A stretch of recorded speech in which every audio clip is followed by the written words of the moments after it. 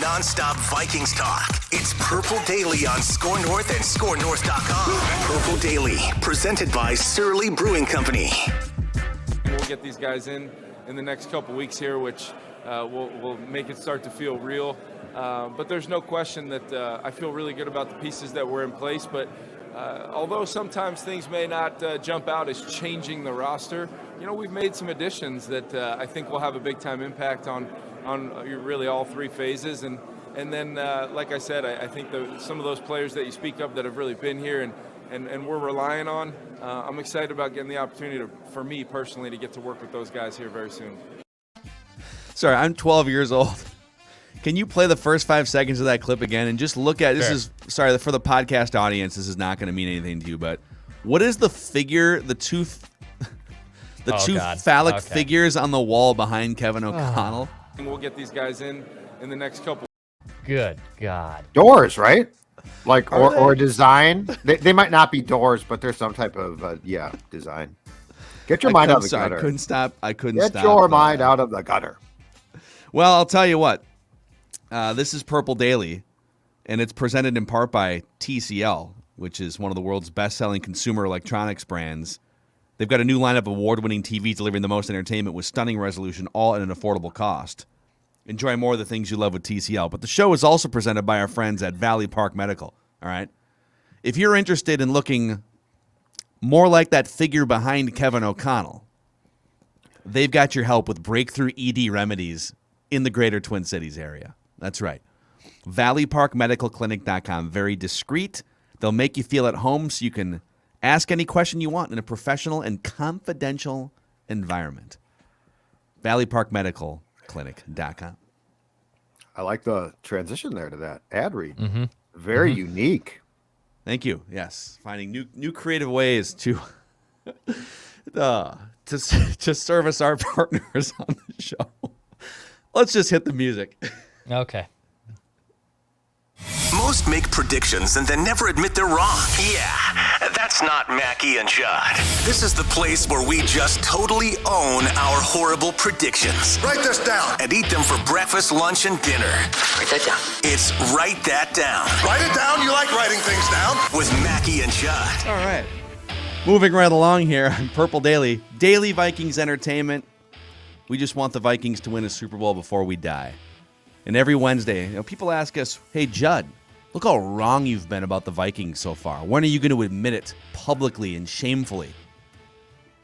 Well, there's no shame because we're all wrong at times.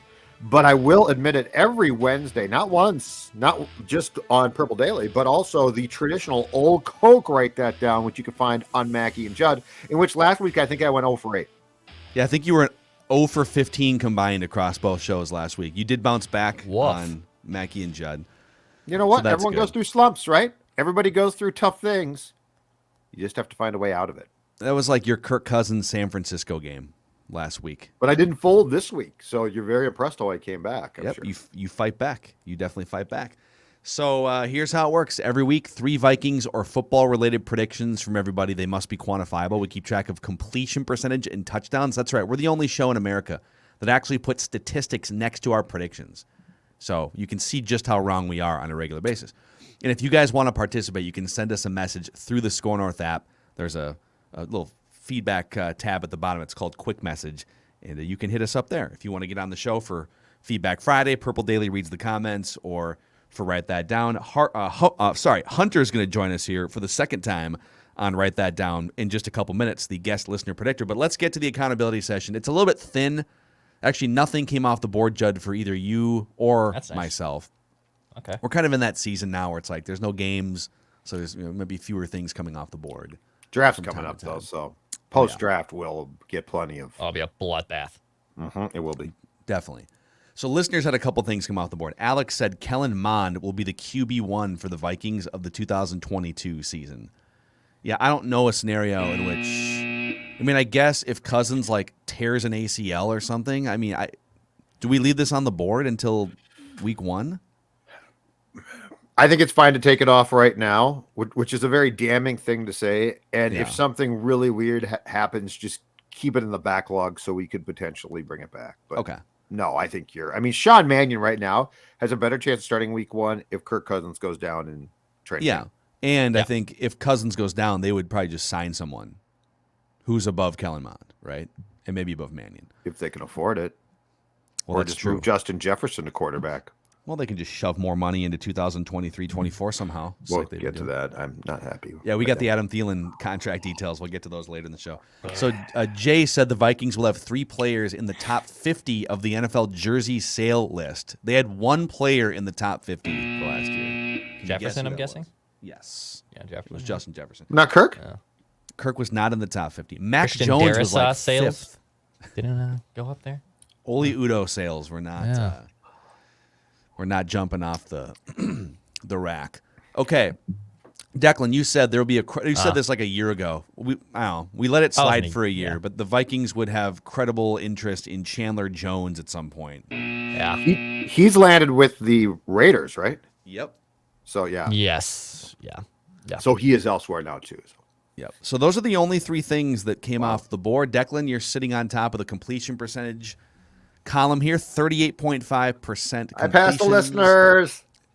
Well, kind of. I was in last place last week. I'm at Congrats, Judd. 25.8%. Judd's at 18.9%. Listeners are at 18.2%. Declan leads with 3 touchdowns. Judd and the listeners each with 2, and I have 1 touchdown on the season. So there's your abbreviated accountability session. Let's get Hunter in here, our guest listener predictor for the week. What's going on, Hunter? What is your strategy here? What kind of quarterback do you want to be today? Good morning, everyone. Can you hear us okay, Hunter? Sorry, cut out. Yeah, Okay. you're kind of lagging a little bit for Okay. Well, we'll try and Me. we'll You're not see how the this first person goes. to tell us that. that is. Yeah.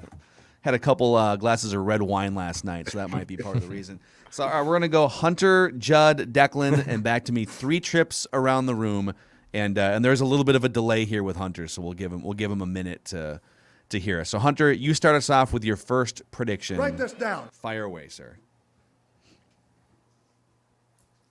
All right. Now I'm going for touchdowns, okay? No completion percentage. I'm not trying to pad my guaranteed contracts out here like Captain Checkdown. So, write this down. The Vikings will win a Super Bowl before the Twins win another playoff game. Write this down. Oh man! So you've got an 0 for 18 streak, the longest and worst streak in North American sports history, up against 60 They plus haven't years of convinced me yet. no Super Bowls. All right, Judd, your first prediction. That's pretty good. All right. So, off a conversation that we had yesterday about how the Vikings are going to use their defensive components next season, Danielle Hunter will record his first NFL interception in 2022. I love it. I looked this up. He does not have one. Awesome. So he will record in probably a zone blitz situation of some sort his first NFL interception next season. I could see it happening in sort of one of 2 ways.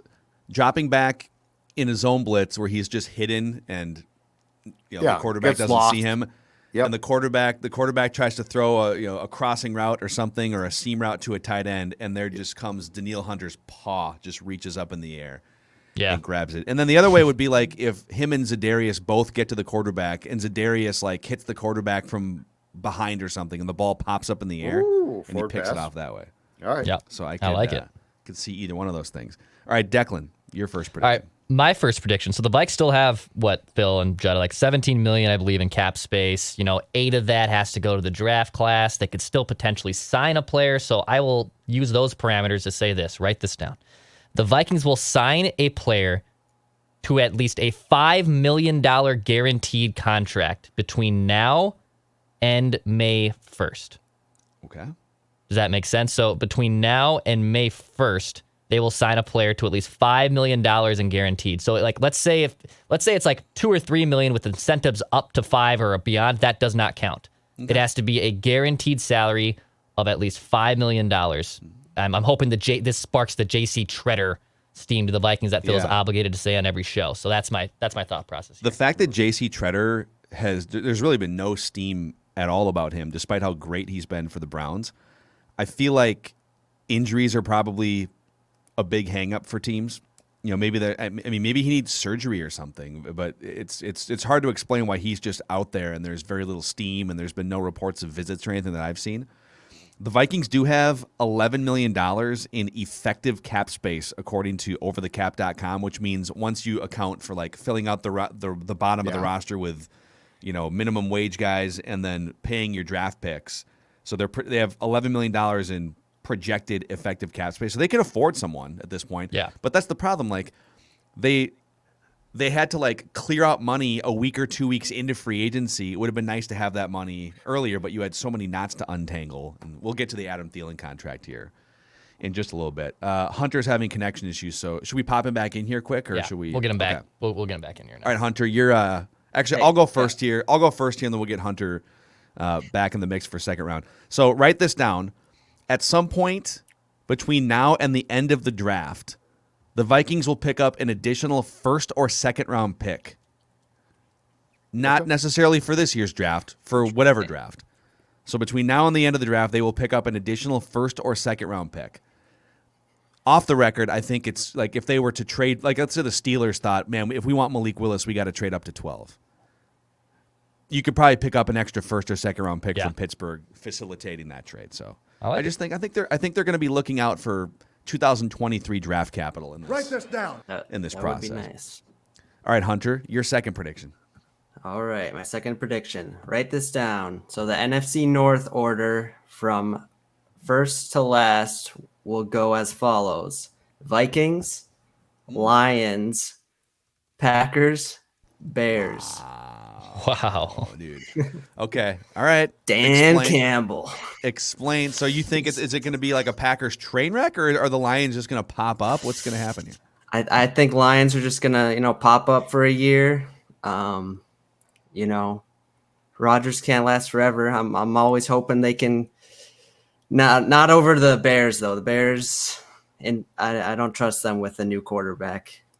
I don't know until they prove to me that they can do something with Justin Fields.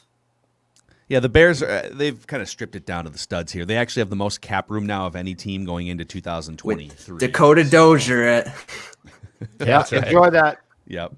Bear down, Chicago Bears. All right, Judd, your second prediction, sir. All right. So it sounds like from everything Kevin O'Connell said, unless he is trying to deceive us, that Garrett Bradbury is going to be the guy that the Vikings roll with at center. So the only offensive battle at this point in time would be for the right guard. You've got Jesse Davis, who they signed. Yes, Oli Udoh remains on the roster. And the as yet to be seen Wyatt Davis. So write this down. Wyatt Davis will be the Vikings starting right guard in week 1 in 2022.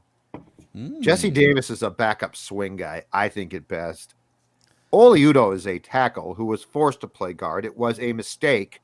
And Wyatt Davis, good or not, was a third-round pick. That's a pretty high draft pick for an interior O lineman. So I am going to go with when it all works out after the OTAs, mini camp, and into training camp, Wyatt Davis is going to end up with the starting job.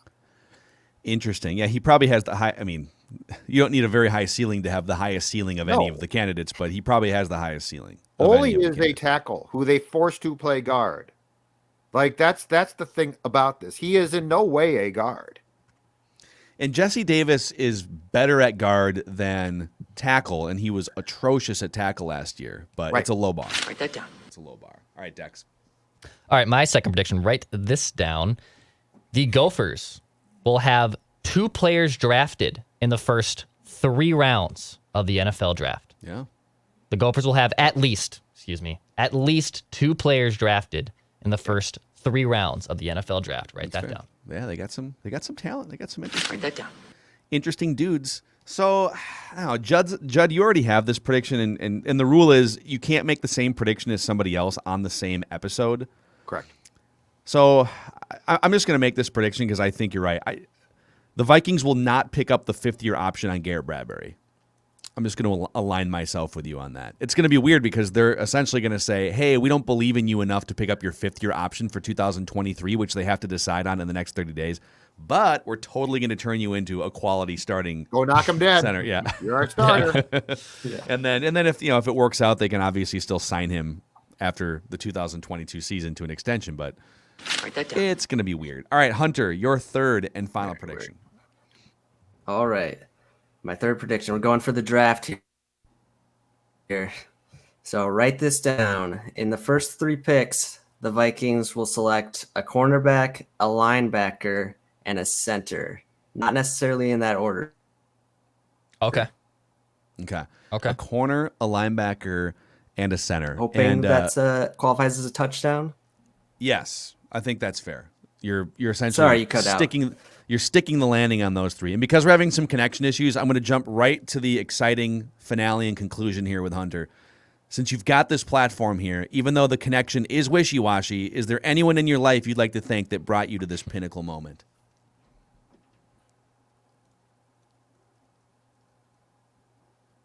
I think You cut out for like 5 that's seconds. all right. We gotta say goodbye. I was going to say I have names if you're interested. All right, we gotta say goodbye to Hunter because his connection It's all good. It's all good. is dying out there. But He wanted to thank, if he has one, a wife, if not a girlfriend. That's who he wanted to thank.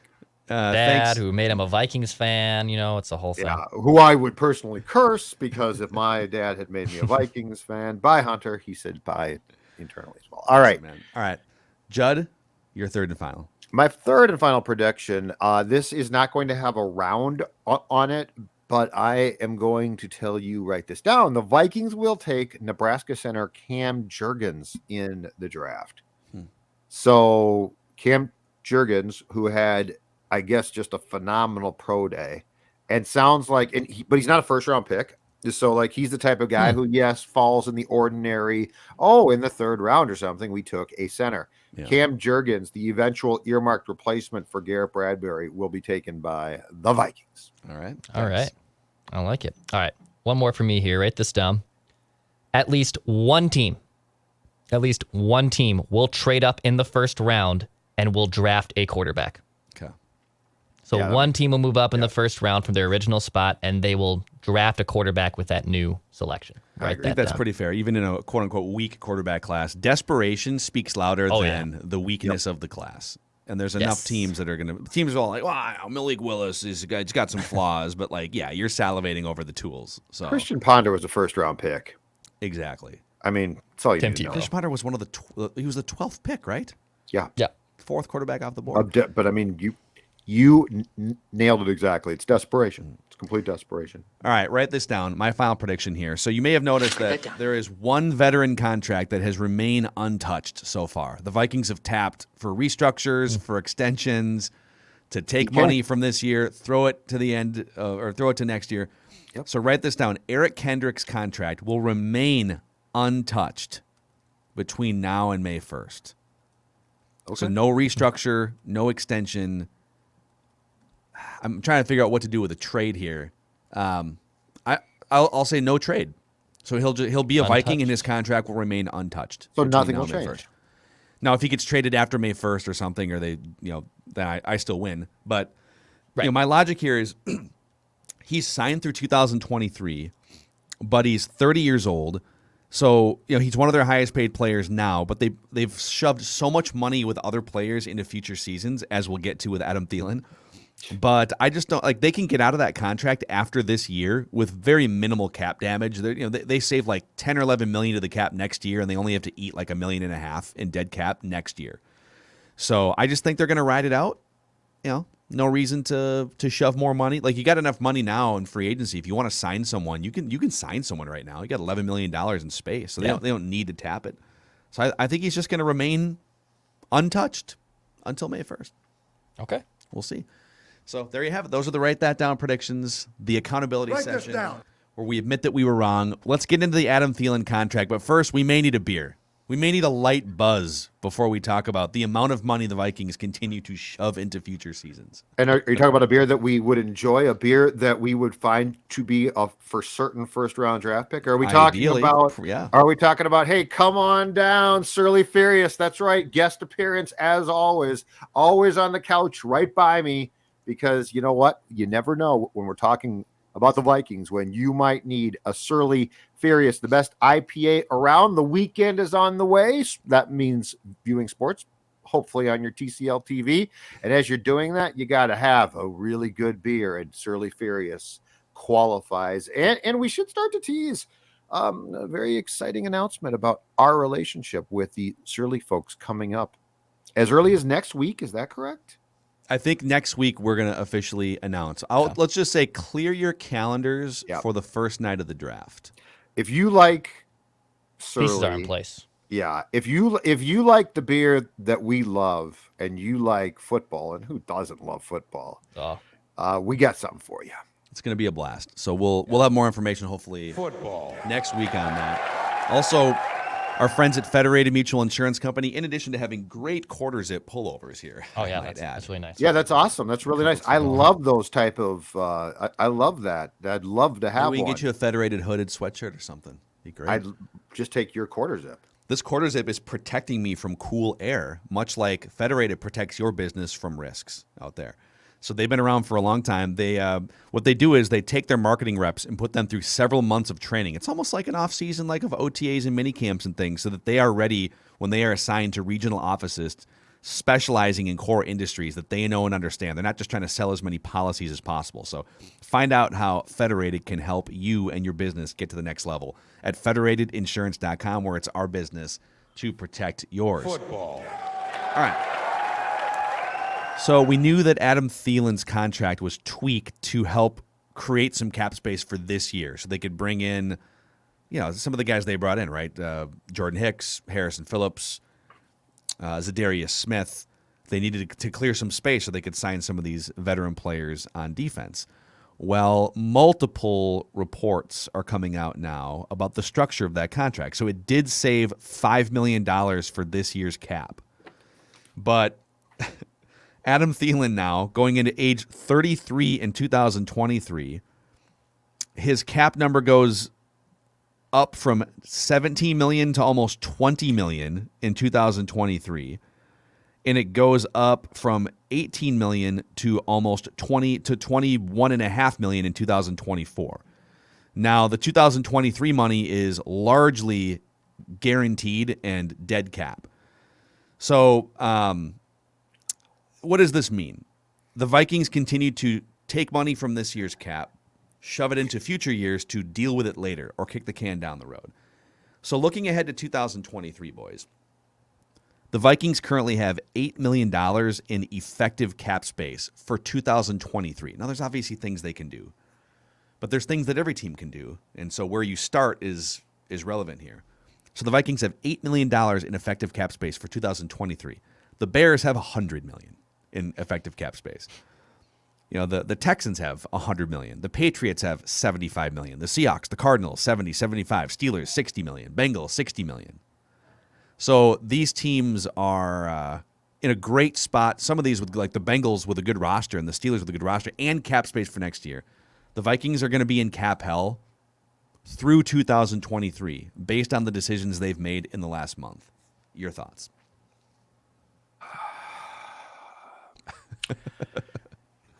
It better work. My thoughts. Once I stop seeing red, my thoughts are this. First of all, they are really going all in for 2022. They really are kind of all in. Well, they are really right, but I mean from a what we would have done standpoint, they are, because we would have taken the hits in 2022 to start to clear the space in 23, and they're doing the reverse of that. In my opinion, they're putting huge pressure on Kevin O'Connell in his first year when he should have the ability to sort of figure things out, right? Here's who I got. Here's who I like. Here's who I don't like. And I will give them the benefit of the doubt and say that there are times that you need to see guys play. I totally get that. Like film helps, but if you said, I need to run this back a little bit, but I need to see guys. But now there's an immediate pressure based on what they've done to their cap to really get results. It's clear that the people above Kwesi, I think, and KOC have said, we want to win and you should win, and here's how. And so they're like, okay. The other thing that strikes me about this contract is, unless I'm missing something here, and again, the cap can get confusing and contracts can be convoluted. This is as un-Rob Brzezinski-like of contract extension as I've seen, given their circumstances. So I really don't like it. It confuses me.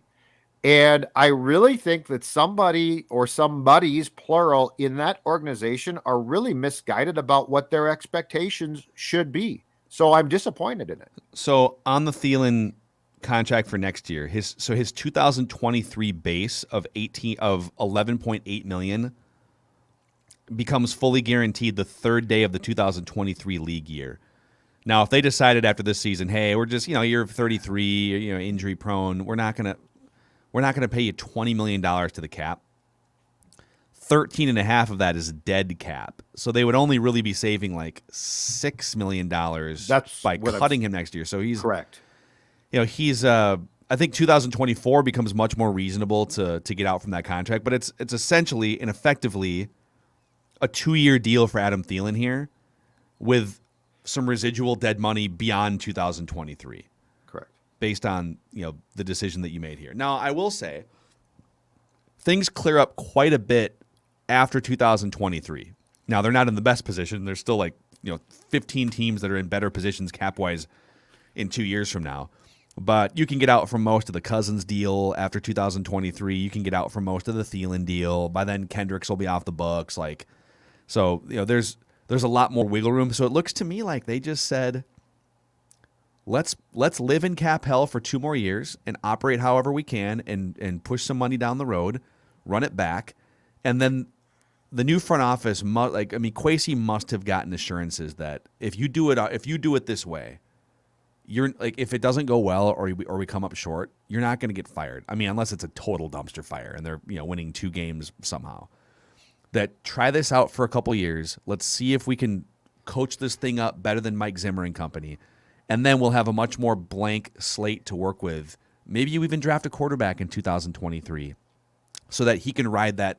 He can sit for a half a season or a full season, and then cap space, new quarterback into 2024. That's my sense as to what's happening here.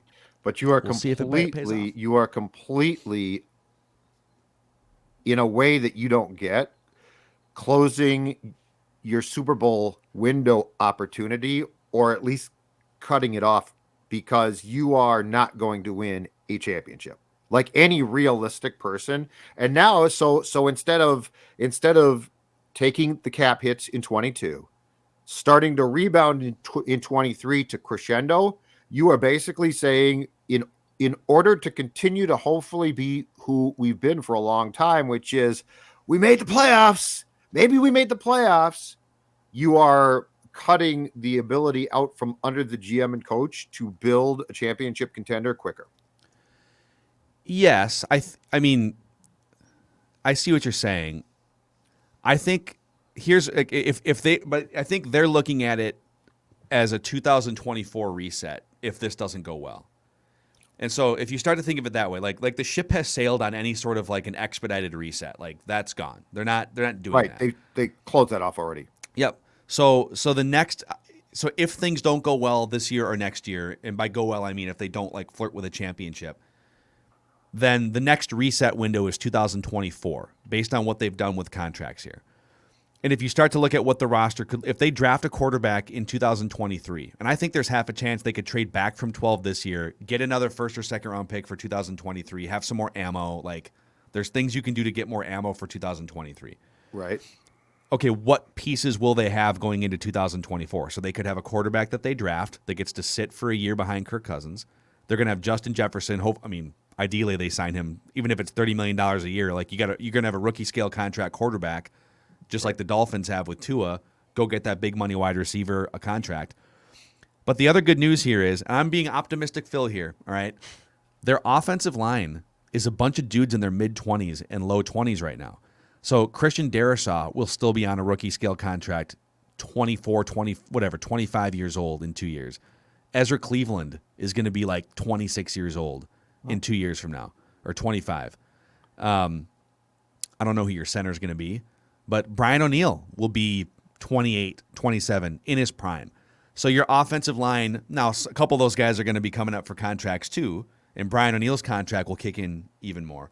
Right. But you could look at this and say, if you whiff, you still have some really interesting pieces in your nucleus that you can, especially offensively, that you can build this thing around, and you'll have cap space.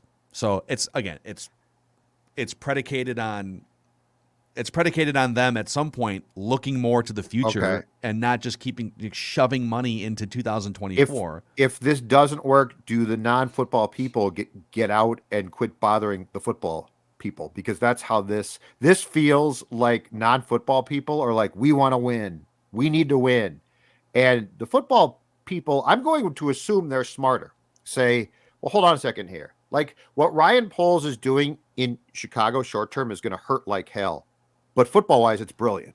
It's the right move because it gives you the opportunity. Now do they make the right moves after this? We'll see. But I guess my question is, it feels like the Wills and the non-football people with the Vikings have very much involved themselves. So if they're wrong, do they get out and allow Kwesi and Kevin O'Connell to do their thing starting, let's say, in 2024? Because I think as long as ownership is as involved as it appears to be right now, they are slowing the entire process. I would say, my answer is going to be kind of, I think ownership definitely wanted to make another run at this thing. And I think ownership loves Thielen and the community, and like Thielen's a fan favorite. I think they're really curious about, Mark Wilf even made some comments this week at the owners meetings. Like, they're curious about giving Kirk a better infrastructure. Of course, why didn't you give him a better infrastructure 4 years ago or 2 years ago, right? Like, there's all those questions. Right. But my answer to this really can't come until after I see 2022. At this point, they deserve a chance to let their vision play out in 2022. And if that vision comes to fruition, cool. Like, I'll be the first one. You guys, like, totally wrong. Can't believe that this is wow, Mike Zimmer really was that big of a cancer. But if they come up short or they sit in the median again and they're an 8, 9, 10 win team, even if they maybe win a playoff game, but they're nowhere really near the Rams or the Bucks or the best teams in the AFC, they have to draft a quarterback in 2023. So, like, my assessment of this is almost incomplete until like December through April a year from now. This is starting to have a very Jerry Jones post Jimmy Johnson feel to it, where the owners decide that they know what's best. They get yes men to execute that. And in defense of the yes men, they can only do so much. That's how this is starting. I hate the fact that this feels like people who were absentee owners who lost track clearly of the franchise are now back to save the day. And again, I will go back to the Zimmer blaming has gone way too far now. Like, this is clearly this is all Mike's fault. This is all Mike's fault. And yes, Mike takes responsibility. He does. He was at fault. But to say that is to not understand what we all saw, because we lived here through the season and you really didn't. You followed along and lost track. It is a pretty wild story to say. Like, again, Mike Zimmer was not throwing his best fastball at the end of his Vikings run the last couple of years. The defense was not where it was before. Mike Zimmer definitely deserves a lot of blame, but it is a wild story to basically say, oh, he was so bad that we can and again, I wonder what is their goal? I mean, is their goal to win 9 games, 10 games, or is, like, because your goal should be, look at the best teams in the NFL. Tampa won 13, Green Bay won 13, the Rams won 12. Like, that's the goal. The goal isn't like let's eke out another win or two. You need to eke out, like, you won 8 games last year and you lost okay, we'll give you the Greg Joseph missed kick that gets you to 9. Maybe the Dalvin Cook fumble that shouldn't have been a fumble gets you to 10. 10's not the goal. 12, 13, that's how you win a Super Bowl. So at this point, hey, I'm willing to let it play out, see what happens, and let them do it their way. Sorry, Dex. Mark Wilf even yesterday said, quote, winning the division is first and foremost our goal. From there, that's where you get into the dance and anything can happen, and that's where we want to be. That's not true. Getting into the dance and anything can happen is not true. That is factually incorrect. Now, are there isolated examples of, the Giants got into the dance and then they went on and won? Yeah, but if you're going to build your blueprint off of outliers, like all these people that say, hey, look at the Rams. The Rams had $50 million in quarterback cap money tied up last year because of the Jared Goff contract. See? So they were literally the only team in free agency era history that has spent more than 13% of their cap on a quarterback or two quarterbacks. And we're going to use that as the blueprint. Don't use outliers to build your blueprint. That's my problem. And the play-by-play of what these guys have been sold is so clear, and that's what bugs me. They've been sold, it was Mike's fault. Oh, okay, thanks. They've been sold, Kirk can be a lot better. Which, you know what? In regular season games at times, perhaps he can. But playoff time, he's 34 years old, okay? And as Phil has continued to say, going back to his childhood, he's won nothing. So, Kirk can be Kirk can be Brady? Can Kirk be Brady? I don't think so. The Wilfs have basically been sold a bill of goods by people and have embraced that and believe that to think that that's going to get them to their goal. And I don't think it's hard to say somebody needed to sit down and tell them the truth. And I'll be optimistic, Phil, here again, because I still think they're going to be competitive this year if they can avoid a Ravens rash of injuries. So worst case scenario here, they're going to win 8 games. Maybe they miss the playoffs or something, which would be bad. And sitting in the middle ground of the draft again is not ideal. I get that, but worst case scenario for me is they're competitive this year. 2023 is sort of which way should we go year, and then the salary cap seas open up for them in 2024 with potentially a quarterback that you drafted in 23. So it's not. I don't think it's as doom and gloom as maybe you think it is. I don't like the direction at all. Like it's not doom and gloom. Again, I will be very clear. I personally don't care about 22.